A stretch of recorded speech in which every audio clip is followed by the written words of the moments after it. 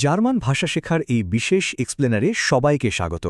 German নাউনের আগে বসা ডের, দি, দাস এই তিনটি আর্টিকেলের রহস্যময় আতঙ্ককে আজ আমরা জয় করব।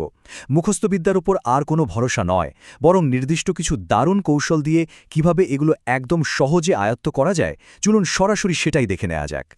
আজকের এই আয়োজনে আমাদের সাথে থাকছে আর্টিকেলের পরিসংখ্যানগত ধারণা, ডাই চেনার ম্যাজিক কৌশল, ডের চেনার সহজ উপায়, ডাস এবং এর কিছু ব্যতিক্রম, অর্থ ও বৈশিষ্ট্যের ওপর ভিত্তি করে আর্টিকেল চেনার নিয়ম, আর সবশেষে থাকছে জ্ঞান যাচাইয়ের জন্য একটা ছোট্ট কুইজ। প্রথমেই চলুন দেখে নেওয়া যাক আর্টিকেলের পরিসংখ্যানগত ধারণা। এই পরিসংখ্যানটি দেখলে সত্যি সবার দারুণ স্বস্তি মিলবে। জার্মান ভাষার প্রায় অর্ধেক মানে ৪৬% নাউনই ফেমিনিন বা স্ত্রীবাচক, অর্থাৎ পুরো ভাষায় দায়ী আর্টিকেলটি রীতিমতো রাজত্ব করে বেড়াচ্ছে বলা যায়। এর মানে হল, যখন কোনো আর্টিকেলের বিষয়ে সম্পূর্ণ দ্বিধা কাজ করবে, তখন অন্তত ডাই অনুমান করলে শুরুতেই ৪৬% সঠিক হওয়ার একটা বড় সম্ভাবনা থাকে। যদিও শুধু অনুমান করাটা মূল কৌশল হওয়া মোটেও উচিত নয়, তবে ফেমিনাইন নাউনের এই বিশাল আধিপত্যের কথা জানা থাকলে যে কারো মনেই একটা বড় ধরনের স্বস্তি কাজ করবে। এবার আসা যাক আমাদের দ্বিতীয় পর্বে, ডাই চেনার ম্যাজিক কৌশল। সবচেয়ে বড় ম্যাজিক ট্রিক হল শব্দের শেষাংশ বা সাফিক্সগুলো চেনা।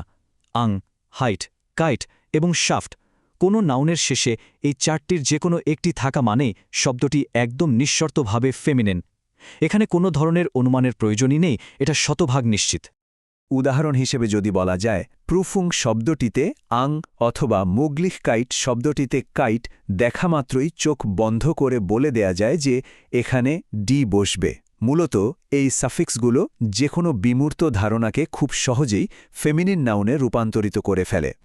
ডায়ে চেনার আরও কিছু অত্যন্ত নির্ভরযোগ্য সাফিক্স রয়েছে আমাদের কাছে, যেমন আইন, আয়োন এবং এন। দৈনন্দিন জীবনের সাধারণ বস্তু থেকে শুরু করে একদম একাডেমিক লেভেলের শব্দ পর্যন্ত অনেক ক্ষেত্রেই এগুলো চমৎকার কাজ করে।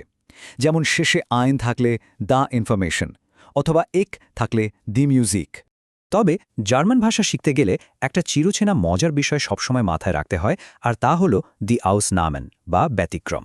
যেমন শব্দ শেষে ই থাকার নিয়মটির প্রতিও একটু সতর্ক দৃষ্টি রাখা প্রয়োজন।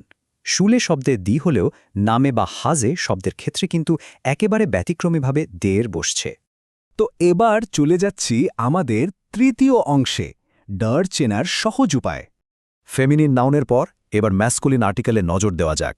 সময় এবং স্থানের পুরো ক্যাটেগরিগুলো, যেমন মাসের নাম, সপ্তাহের দিনের নাম এবং ঋতুগুলো কোনো কথা ছাড়াই ডের আর্টিকেল দাবি করে।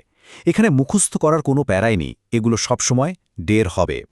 আবার কাঠামোগত দিক থেকে দেখলে ইয়ের, ইএন এবং এস্টের মতো সাফিক্সগুলো ম্যাসকুলিন নাউন চেনার ক্ষেত্রে অত্যন্ত নির্ভরযোগ্য সূচক হিসেবে কাজ করে।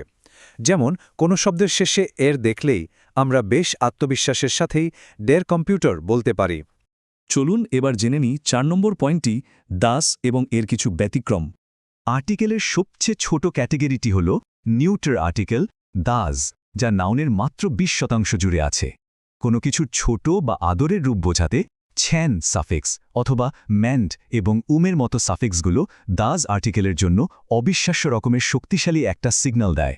বেশ মজার একটা ব্যাপার হলো, এক্ষেত্রে শব্দের উপসর্গ বা প্রিফিক্সও কিন্তু একটা বড় ভূমিকা রাখে। জি দিয়ে শুরু হওয়া শব্দগুলো প্রায়ই দাস গ্রহণ করে, যেমন দাস গিজিস্ট বা দাস গেমুজে। তবে ওই যে বললাম, দি গেজিস্টের মতো অবধারিত কিছু ব্যতিক্রম সবসময়ে উকিঝুঁকি মারবে। এরপর রয়েছে ৫ নম্বর পর্ব, অর্থ ও বৈশিষ্ট্যের উপর ভিত্তি করে আর্টিকেল চেনার উপায়। আচ্ছা, শুধু সাফিক্স বা প্রিফিক্সের বাইরে গিয়ে একটা দারুণ প্রশ্ন কিন্তু জাগতেই পারে। বাস্তব জগতে কোনো বস্তু আসলে কী অর্থ বহন করছে সেটা বুঝে কি সঠিক আর্টিকেলটি আজ করা সম্ভব? চলুন এর উত্তরটা খোঁজার চেষ্টা করি।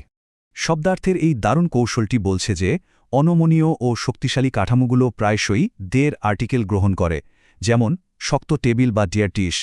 অন্যদিকে প্রতিপালনকারী, সুন্দর বা জীবনদায়ী ধারণাগুলোর ঝোঁক থাকে ডি আর্টিকেলের দিকে, যেমন ফুল বা দিব্লুমে। শুধু তাই নয়, ভাষার মাধ্যমে ছোট, সুন্দর বা ক্ষুদ্রায়তন করা যে কোনো কিছুই তার আসল জেন্ডার হারিয়ে নিউটার আর্টিকেল দাসে পরিণত হয়।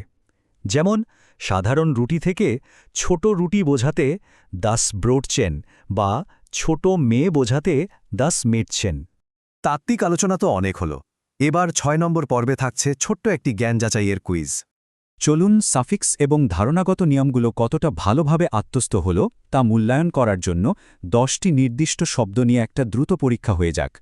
শুধুমাত্র শব্দের শেষাংশগুলোর দিকে তাকিয়ে, যেমন প্রুফিংয়ের অং বা মগলিশকাইট এর খাইট, কোনো রকম মুখস্থবিদ্যা ছাড়াই কিন্তু একদম পূর্ণ আত্মবিশ্বাসের সাথে সঠিক আর্টিকেলগুলো বসিয়ে দেওয়া যায়। নিয়মগুলো একবার মাথায় গেঁথে গেলে বিষয়টা রীতিমতো ম্যাজিকের মতো কাজ করে। তবে হ্যাঁ, ক্লাসিক ফাঁদগুলোর ব্যাপারে সবসময় সতর্ক থাকতে হবে। যেমন কম্পিউটার শব্দে আর দেখে ম্যাসকিউলিন ভাবাটা স্বাভাবিক, কিন্তু ওয়াসেরের মতো শব্দগুলো আবার এই নিয়মকে মোটেও পাত্তা দেয় না, কারণ এটি ব্যতিক্রম হিসেবে সরাসরি দাস গ্রহণ করে। তাহলে আজকের এই 10টি নিয়মের মধ্যে কয়টি সঠিকভাবে নির্ণয় করা গেল? অন্তত 8টি সঠিক হওয়া মানে কিন্তু আজকের এই কৌশলগুলোতে বেশ ভালো রকমের দক্ষতা চলে এসেছে। আর এটি জার্মান ব্যাকরণের সামনের কঠিন অধ্যায়গুলো আরও আত্মবিশ্বাসের সাথে অন্বেষণ করার দ্বার উন্মুক্ত করে দেয়। এই সহজ কৌশলগুলো প্রয়োগ করে জার্মান ভাষা শেখার কঠিন যাত্রাকে সামনে আরও কতটা রোমাঞ্চকর করে তোলা সম্ভব সেটা একবার ভেবে দেখার অনুরোধ জানিয়ে আজকের এই এক্সপ্লেনার এখানেই শেষ করছি।